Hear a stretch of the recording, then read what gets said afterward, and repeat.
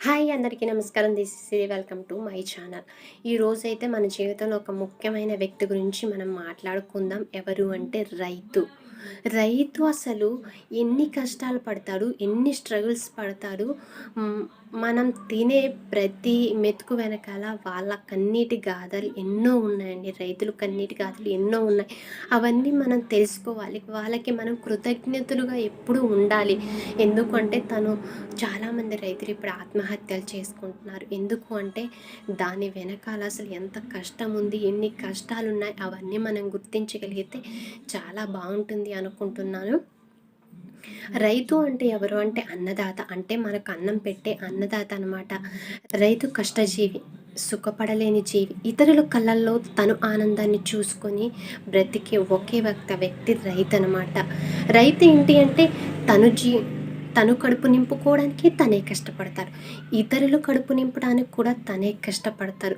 So అలాంటి వ్యక్తులని మనం ఎంత గౌరవించాలి. మనకు అసలు రైతులు అంటే ఏంటో తెలీదు. వాళ్ళు ఎట్లా ఉంటారు ఏంటి, వాళ్ళ లైఫ్ స్టైల్ ఏంటి, వాళ్ళు ఎందుకు ఆత్మహత్యలు చేసుకున్నారు. సో ఇవన్నీ మనకు తెలియవన్నా, ఎందుకంటే మనం 3 పూట్ల తింటున్నాము అంతే. దాని వెనక అసలు ఎంతోమంది రైతులు కన్నీటి కష్టాలు ఉన్నాయి, అవన్నీ మనం తెలుసుకోవాలి. అంటే రైతులు అంటే రైతు బంధు పథకం అందే ప్రతి ఒక్కరు రైతులు కాదని నా ఫీలింగు. అందులో పేద రైతులు ఉన్నారు, ధనిక రైతులు ఉన్నారనమాట.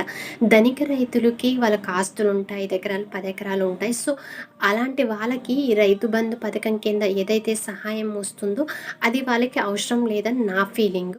పేద రైతులు ఎవరు అంటే తినడానికి తిండి ఉండదు, ఉండడానికి ఇల్లు ఉండదు, తనకున్న కొంచెం పొలంలోనే తనకున్న పొలం ఏదైతే ఉందో దాని మీదే తను జీవనం కొనసాగించే వ్యక్తులను రైతులు అంటారు. సో ఏంటి అంటే ఈ రైతు బంధు పథకం కింద వచ్చేది కొంతమంది సహాయం రైతులకు అనేది అందట్లేదు. ఎందుకంటే కొంతమందికి పట్టాలు లేక రావట్లేదు, కొంతమందికి వస్తుంది. సో వచ్చిన వాళ్ళు కొంచెం ఏదో వాళ్ళకి హెల్ప్ అవుతుందన్నమాట. మనం కొంచెం ఈ రైతుల గురించి ఆలోచించి వాళ్ళకి ఏదన్నా స్పెషల్గా స్కీమ్స్ పెట్టి వాళ్ళకి సహాయం అందేలా చూస్తే మంచిదని నేను అనుకుంటున్నాను.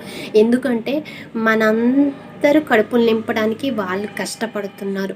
సో వాళ్ళు అక్కడ కష్టపడితేనే మనం ఇక్కడ హ్యాపీగా తినగలుగుతున్నాం. అది గుర్తుపెట్టుకొని మనమందరం ఉండగలిగితే చాలా మంచిదని కోరుకుంటున్నాను.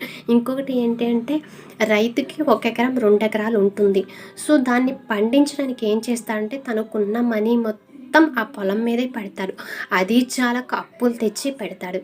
ఎలా అనుకున్నావు, తన విత్తనాల దగ్గర నుంచి కలుపు మందులని, వాళ్ళకి పురుగుల మందులని, అది నీళ్ళని, ఇవన్నీ చూసుకోవడానికి సో చాలా ఖర్చు అవుతుంది.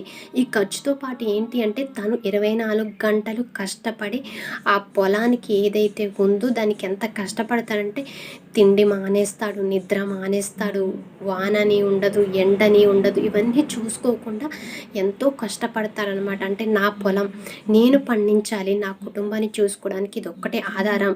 ఇంకొక సైడు నేను తెచ్చిన అప్పు అక్కడ ఉంది, వాళ్ళ అప్పులోళ్ళు నా మీదకి వస్తారు. సో నేను ఈ పంట ఏదైతే పండించగలిగితేనే నేను నా కుటుంబాన్ని చూసుకోగలను, నేను అక్కడ అప్పు తెచ్చిన దగ్గర కట్టగలను, అలాగే వేరే వాళ్ళ కడుపులు కూడా నేను నింపగలనని ఆలోచించి కష్టపడుతున్నాడనమాట. తనకు ఒక్కోసారి రైతులకి ఏంటి అంటే ఆరోగ్యం బాగోలేకపోయినా వెళ్ళి కష్టపడే పనిచేస్తుంటారనమాట. అలాంటి రైతుల్ని మనం ఎంత గౌరవించాలి. సో రైతులు కష్టాలు అనేవి ఇలా ఉంటాయి అన్నమాట. వాళ్ళు ఎందుకు ఆత్మహత్యలు చేసుకుంటున్నావని మనకి ఇప్పుడు అర్థమవుతుందా. ఎందుకు అంటే ఒక సైడ్ కుటుంబం ఉంటుంది, ఒక సైడ్ అప్పులు ఉంటాయి. సో ఇవన్నీ భరించలేక వాళ్ళు ఏం చేస్తారంటే ఒక పంట వేసినప్పుడు, ఒక పంట వేస్తే అది తన చేతికి రావడానికి 7-8 నెలలు పడుతుంది. వరి పంట కానీ, పత్తి కానీ, మిరప కానీ, ఇలా దానికి కొంత సమయం ఉంటుంది, 7-8 నెలలు అని ఆ పంట మన చేతికి రావడానికి.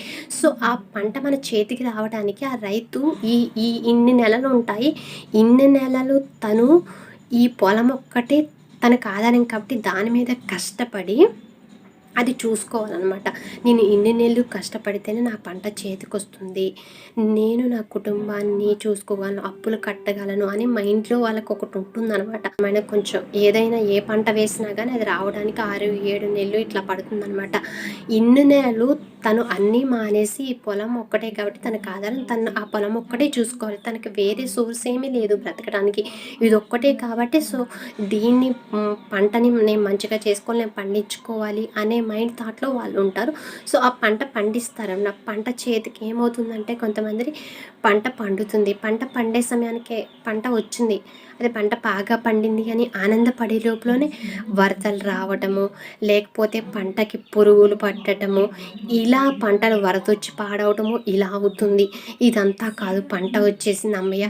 మన చేతికొచ్చింది అని వాళ్ళు రిలాక్స్ అయ్యే లోపులోనే ఏమవుతుందంటే, ఆ పంట ఏదైతే ఉందో వాళ్ళు వేసిన పంటకి ఆ గిట్టుబాటు ధర అనేది సరిగా ఉండక, సో, గిట్టుబాటు మనం ఎంత చేసినా గానీ గిట్టుబాటు ధర అక్కడ ఉండకపోతే మనం చేసిన దానికి, దీనికి అంటే ఏమీ ఉండదు కదా! వాళ్ళెంత కష్టపడి చేసినా కాబట్టి లాస్ట్‌కొచ్చేసరికి దాని ధర పలకకపోతే వేస్ట్ కదా! రైతు ఎంత కష్టపడినా. సో, రైతులు ఏదైతే పండిస్తున్నారో దానికి, రైతులు ఏదైతే కష్టపడి పండిస్తున్నారో సో, దానికి కూడా ధర పలకాలి. వాళ్ళు పంట వాళ్ళు దాని మీదే బ్రతుకుతున్నారు కాబట్టి దానికి కొంచెం ఎంతో కొంత ఎక్కువ వెల కట్టి వాళ్ళకిస్తే బావుంటుంది అని నా అభిప్రాయం.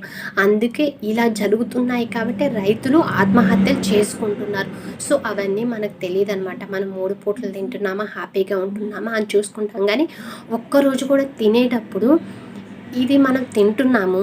దీని వెనక అసలు ఎంతమంది రైతులు కన్నీటి కష్టాలుంటాయి. అసలు వాళ్ళు ఎంత కష్టపడితే ఈ పంట పండుతుంది. ఎన్ని నెలలు కష్టపడతారు. అసలు దానికి వాళ్ళు హ్మ్. అంటే వాళ్ళు ఆ పంట మీద వాళ్ళకెంత ఆదాయమొస్తుంది. వాళ్ళు ఆ పంట వేస్తారు గదా! సో, వాళ్ళు వేసిన దానికి వాళ్ళు ఏదైతే పంటకి డబ్బులు పెడతారో, సో, అవి కూడా రాకపోతే వేస్ట్ కదా! ఇంకా ఇవన్నీ ఆలోచించగలిగితే మనకప్పుడు తెలుస్తుంది రైతుల కష్టాలు అనేది. ప్రతి ఒక్కరూ ఇలా ఆలోచించగలిగి మీకు చేతనైనంత ఏదో ఒక హెల్ప్ రైతులకు చేయగలిగితే చాలా మంచిదని నేను అనుకుంటున్నాను. అలాగే కేంద్ర ప్రభుత్వం కూడా రైతులకి ఇంకా మంచి స్కీమ్స్ తీసుకొచ్చి పేద రైతులు ఎవరైతే ఉన్నారో వాళ్ళకి స్కీమ్స్ అందేలా చేసి, ఇంకా వాళ్ళకి మంచిగా వాళ్ళకి ఇంకా ఇలాంటి స్కీమ్స్ పెట్టి వాళ్ళకి హెల్ప్ చేయగలిగితే మంచిదని. ఎందుకంటే మనం అందరం హ్యాపీగా తింటున్నామంటే వాళ్ళ వల్లే కదా! వాళ్ళు హ్యాపీగా లేనప్పుడు మనం ఎలా హ్యాపీగా ఉంటాం. సో, వాళ్ళని హ్యాపీగా ఉంచితే వాళ్ళు మనల్ని హ్యాపీగా ఉంచుతారు. సో, ఇలా చూసుకుంటే ఇంకా మంచిది. అండ్ ఇంకోటేంటంటే కేంద్ర ప్రభుత్వం ఒక రూల్ పెట్టింది కదా! ప్రతి ఒక్కళ్ళకి ఆధార్ కార్డ్ ఉండాలి అని. ఆ ఆధార్ కార్డు ఉండాలని ఎలా రూల్ అయితే పాస్ చేసిందో, అలాగే ప్రతి ఒక్క కుటుంబానికి ఒక ఎకరం పొలం ఇచ్చి, అది ప్రతి ఒక్క కుటుంబం పండించాలి. ఒక ఇంట్లో ప్రతి ఒక్క కుటుంబంలో ఒక రైతు ఉండాలి అని ఒక రూల్ పాస్ చేస్తే కనుక అప్పుడు తెలుస్తుంది. రైతు కష్టం ఏంటి? ఎంత కష్టపడతాడు? ఏంటి? వాళ్ళు ఎన్ని స్ట్రగుల్స్ చూస్తారు? ఎంత పెయిన్ అనుభవిస్తారని అప్పుడు మనకి అర్థమవుతుంది. సో, ఇలాంటివి చేస్తే బావుంటుందని నా ఫీలింగు. సో, రైతుల గురించయితే ఇది అండి. వాళ్ళు ఎంతో, ఎంతో, ఎంతో కష్టపడతారు. ఎందుకంటే మనం అనుకున్నంత ఈజీ కాదు. అసలు వాళ్ళకి ఏముండదు. నిజంగా వాళ్ళకేముండదు. సరిగ్గా తినరు. తినటానికి ఏమి తిండుండదు. ఉండటానికి ఇల్లు ఉండదు. ఉన్న కొంచెం వాళ్ళ భూమిలోనే వాళ్ళకి ఏదైతే పండించుకోవాలనుకుంటున్నారో సో, అది పండించుకోవాలి. అది పండించుకోవడానికి వాళ్ళకి డబ్బు కావాలి. అప్పిచ్చే వాళ్ళు కావాలి.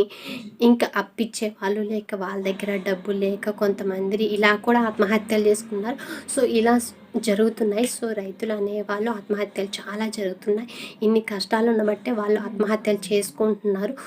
సో, కేంద్ర ప్రభుత్వం కూడా పేద రైతులు ఎవరైతే ఉంటారో వాళ్ళని ఐడెంటిఫై చేసి, వాళ్ళకి ఏమైతే కావాలి, వాళ్ళు ఎలా అయితే హ్యాపీగా ఉంటారో తెలుసుకొని, సో, వాళ్ళకి కొన్ని పథకాలు వాళ్ళకి పెట్టేసి, వాళ్ళకి కేంద్ర ప్రభుత్వం నుండి సహాయం అందిస్తే మంచిదని నేను కోరుకుంటున్నాను. ఇప్పుడు వాళ్ళకి కొన్ని అందుతూనే ఉన్నాయి. అందని వాళ్ళకి ఇంకా అందని వాళ్ళు ఎవరైతే ఉంటారో వాళ్ళందరికీ ఇంకా మీ మీ కేంద్ర ప్రభుత్వం నుంచి వచ్చే సహాయం అందితే మంచిదని నేను కోరుకుంటున్నాను.